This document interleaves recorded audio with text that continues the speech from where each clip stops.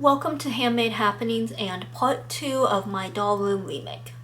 In the last video, I made a front porch with a working door.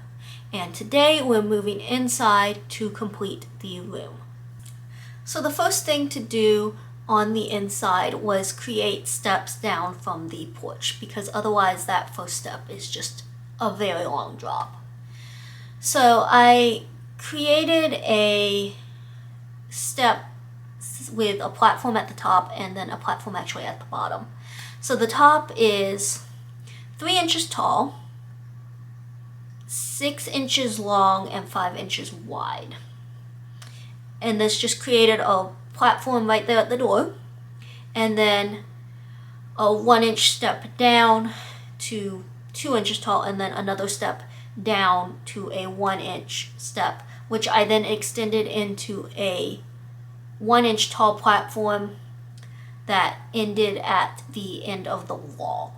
And this was for a couple of reasons. The first is this wall along where the door is actually wider than the other wall is going to be. That was intentional. So I couldn't necessarily have, the floor would have been funky if I had just cut one big floor from wall to wall. And then the other reason was just to have almost like an entryway section, and then the rest of the room, which is going to be the dining room. So the steps and the platform base were all white just to lighten up this room, because there's a lot of brown going on in the rest of it. And the floors were the same popsicle stick floors from the original doll room.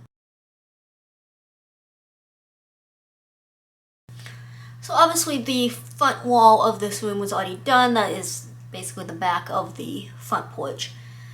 The other two walls were, the center wall was a full sheet of foam board, and then the last wall I had to cut. It was 11 and a quarter inches wide, and I had to paint each of these. The back wall just was brown and just a solid paint job on that. And then the center wall, I actually was going to glue the wall with the tapestry from the original room to it. So I marked off that where that was going to sit, because I didn't need to paint that part. So I just painted around the rest of it.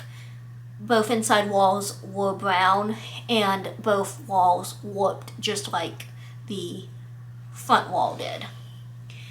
And because of all of that warping, I did decide to go ahead and paint the outsides. I had been debating about that anyway, because even though the white doesn't look bad, I wanted it to match the front. And even though I'm not going to probably be using it, I just thought it would look better, and it is very visible because this doll room's not sitting against a wall. So I just figured it would look better, and it also would help counteract some of the warping. And then for the rest of the warping that happened, I just flattened it out same way I did the front, with weights on top.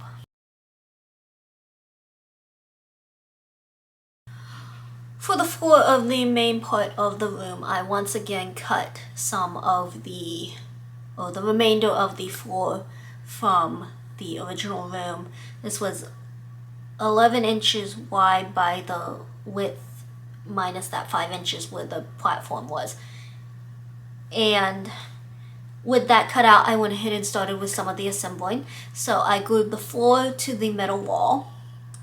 I then glued the stairs to the middle wall and to the floor, and the platform extension to the stairs, because I did not think ahead to just make the platform and the steps all one piece.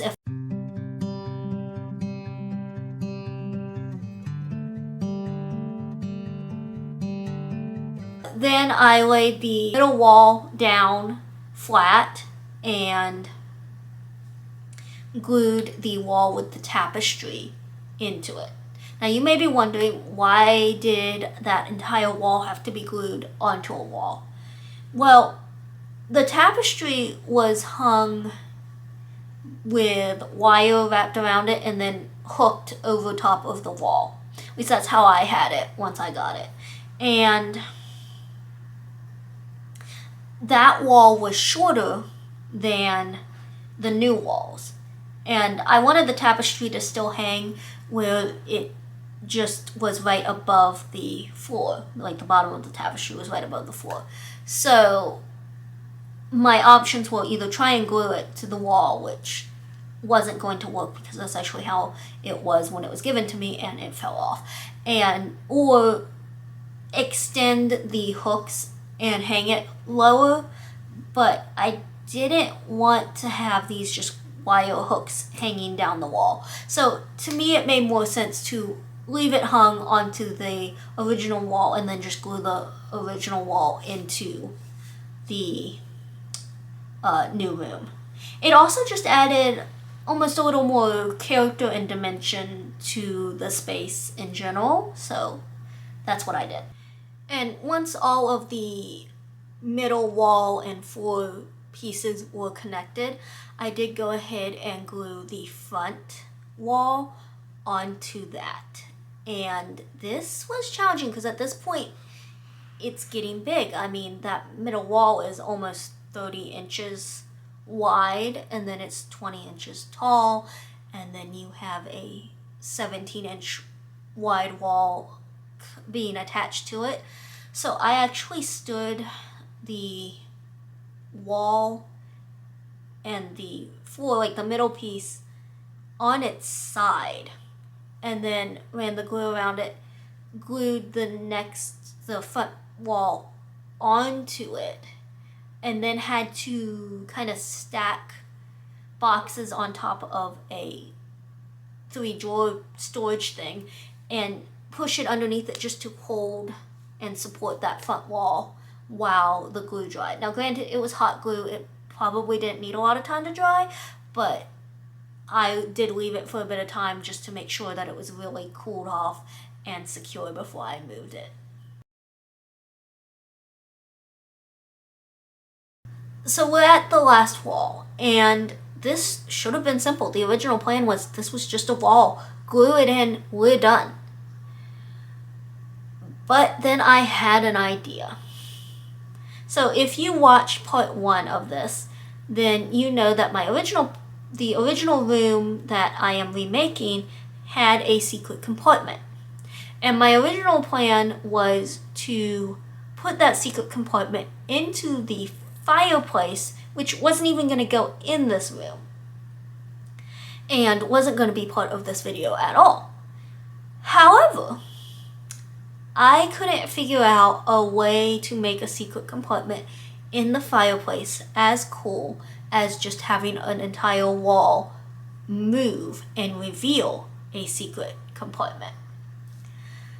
And in thinking about how this room was going to sit, it finally dawned on me a way to make that happen in this room without really changing the footprint. So that is what's next. So the first step of the secret compartment was just cutting a door out of that back wall. And to disguise this door, I decided to use paneling just like in the original room.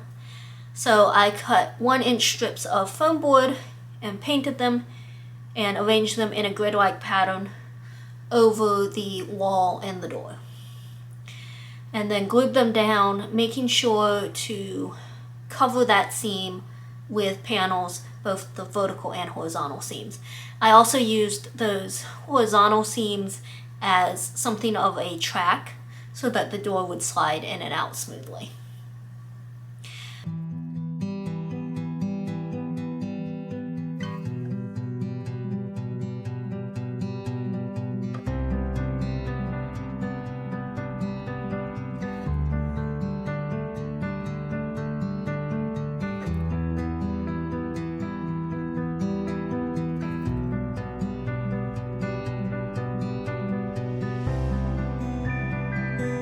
The actual secret compartment is just a rectangle box.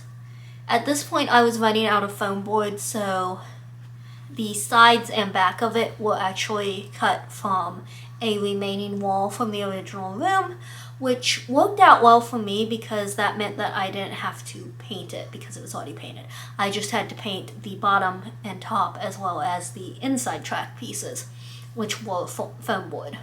So I assembled the secret room basically, or the secret compartment, basically like the front porch was done. So glue the top to a side, then glue the side, and then glue the bottoms, pretty much working around in a circle. I also glued in a small shelf at the top of the room.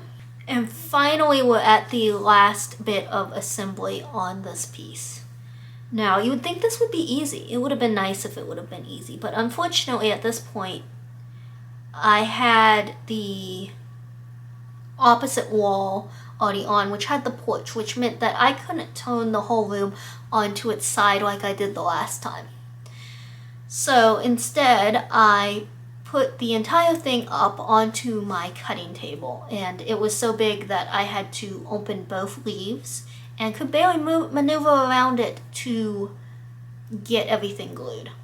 So once it was up on the cutting table with my cutting mat underneath to catch any stray hot glue, I ran the glue down the back wall and along the bottom, further than I needed to, but anyway, along the bottom as well as along the molding, and fit that back wall in. Now, the shape of this had the bottom molding still sticking out because, again, that's the track for the secret compartment. So that part got glued to the floor. And then I just glued the secret compartment right along the edge of where the door was cut out. Once that was dry, I could then insert the door in through that channel. And after almost a week of work, we are finally done.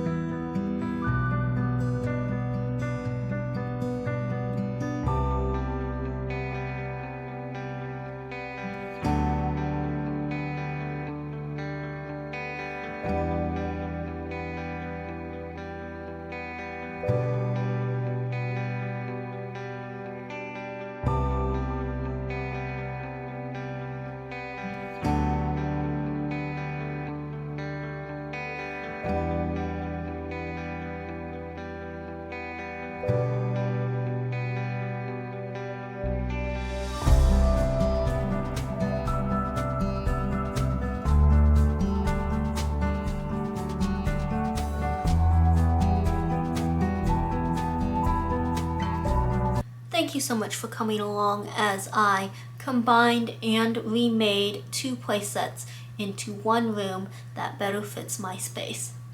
If you missed part 1, I have it here in the card. I hope you'll check it out, and I will see you next time.